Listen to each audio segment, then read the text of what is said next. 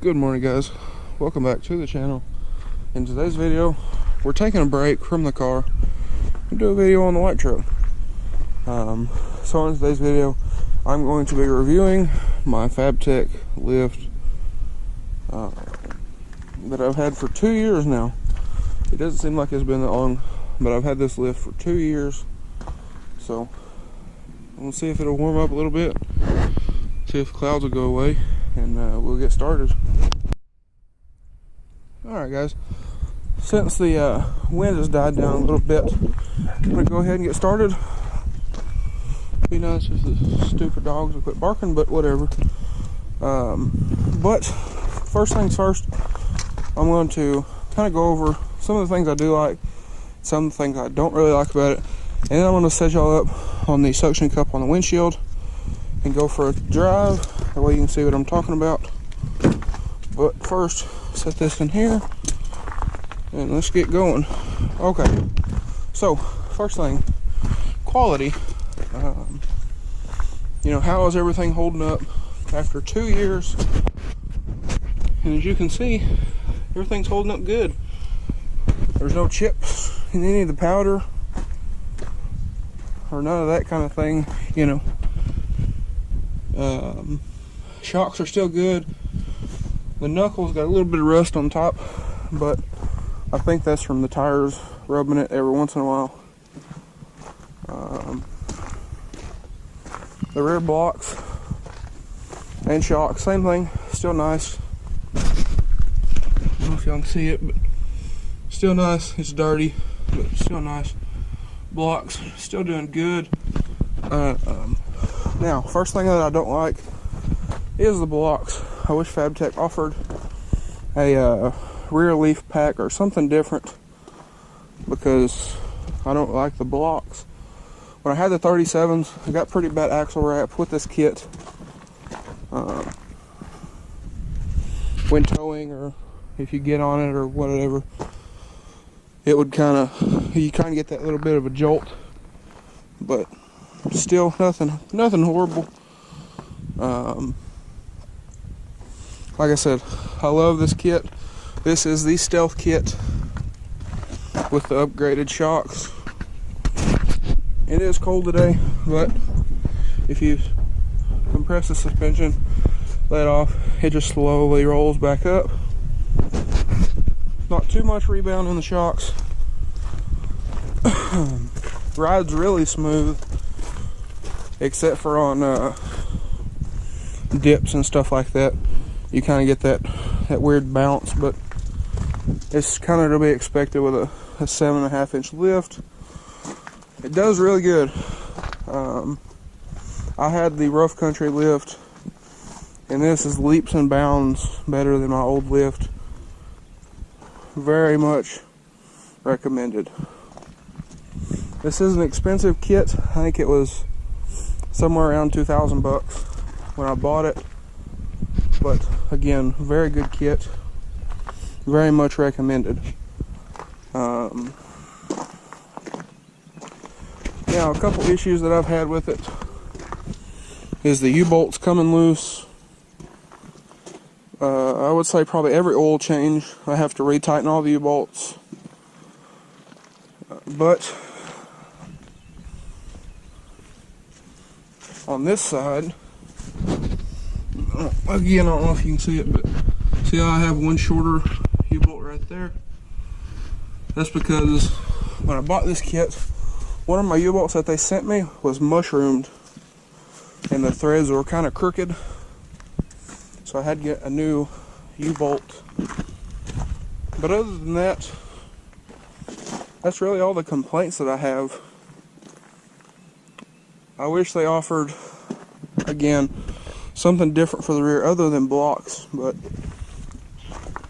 this is the only two-wheel drive kit that's like this. That's over I think somebody makes a 5.5 inch, but anyways, I'm gonna get set up here and take you down the road and show you how it does just day-to-day driving with these little tires. It does ride a little bit stiffer because I do have the spring spacer Up here,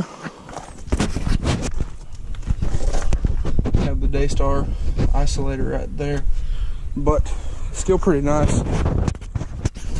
But I'm gonna get set up in here, get y'all set up on the windshield, and we're gonna get going. All right, guys. So here's a road that I used to travel almost every day when we were doing siding for a guy that lives down here. This road has a lot of dips and stuff in it. You can see what I mean. It has a bunch of dips where they put culverts in and things like that, but you feel everything in the road, but it's a very soft feel. There's nothing that's really a hard hit. It's very soft, you know, it's very cushioned. You can tell the suspension's doing its job. The rear end, on the other hand, is kind of stiff because of the factory leaf springs that are kind of a little bit wore in. 288,000 miles as we sit right now. They are, they've done their due, and with towing and things like that. But the front, where you have the Fabtech springs and all that kind of thing, is very smooth. You know, I'm sure you could tell in my voice when we hit bumps and stuff like that, but there's not a lot of sudden jolts or anything like that, sharp movements. It's very smooth, very smooth. Especially on a road like this where they've done a lot of patching, it's still pretty smooth. Like I said, you feel everything in the road, but it's not a sudden hit. But I'm going to go out here on the main highway. I don't remember what highway number it is, but I'll show y'all when we get up to speed a little bit. Alright, guys, so we can get the truck up to 55 on this road here. And this highway has a lot of ups and downs and stuff like that. But again, you know, in this truck it's pretty smooth. In the blue truck, you can't even really feel a lot of these until we put the 33s on it. But again, for this big of a lift, I am very surprised. You can get going here, and there's 55. And also, I did turn off the stabilization on the camera, so everything that you're getting on the camera right now is real time. It's not stabilized or any of that kind of thing. 55 mile an hour just cruising does very well. Even with the 37s, it did very well. Now, like I was saying, a couple things that I do wish that you could get with this kit is, for one, a rear spring pack, a lifted, arched spring pack. Another thing would be tubular control arms for the front, just to get rid of the little weak stock factory control arms. I have actually been debating on getting different springs for the front, or different control arms, I'm sorry, for the front end. Just something that looks a little bit better than the factory arms. But again, that's something that I've been thinking about doing. Also, I have been thinking about changing up the rear, whether it be airbags, coilovers, or just an arched spring pack. And another thing I do wish Fabtech offered for these trucks, especially for the 7.5 inch kit, is traction bars to prevent some of that axle wrap that I talked about. But the truck does pretty good, especially on the little stock tires like it's on right now. And with the 35s and the Visions that I had, it really wasn't a big issue. But when I bumped up to the 37s, it became a pretty prominent thing that happened all the time. But with the Visions, it really wasn't a terrible thing. It would happen, but it wasn't a solid, I guess, jolt from the rear end. I don't know how you would really describe that, but again, just a couple things that I wish they did offer.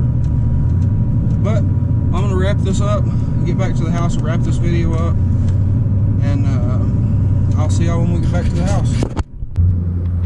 Okay guys, so we are almost back to the house, and I figured I'd flip the camera and